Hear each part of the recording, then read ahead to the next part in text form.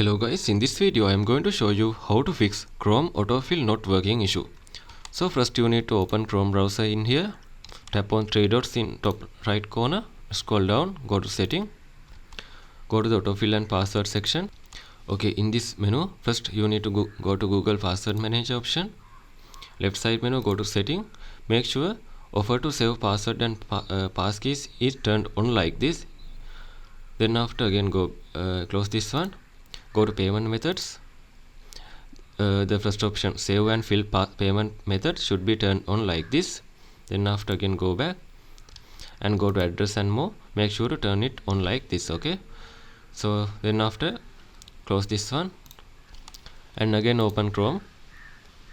Make sure your profile icon is visible in the top right corner, tap on it, make sure to turn the sync on. Now it is turned off, you have to tap on this one to turn the sync on. Then it will be sync the password, address and other things into your Gmail account. Once it is done, you can close this one, just tap on turn on sync. And again you can clear browsing data, open the Google Chrome again, tap on three dots in the top right corner, scroll down and go to setting.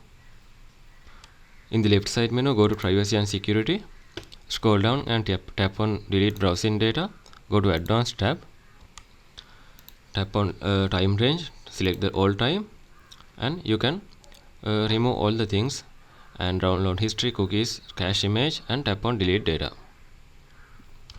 Again open Chrome browser, tap on three dots in the top right corner, scroll down, go to setting, go to autofill and passwords, go to password manager.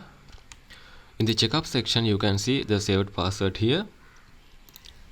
Finally you can go to three dots, scroll down and go to help section, go to about Google Chrome, and if there is any latest update in here will be shown, you can download the latest update. So these are the methods you can try to fix your autofill not working issue. If you think this video is helpful, please consider subscribe and like in this video.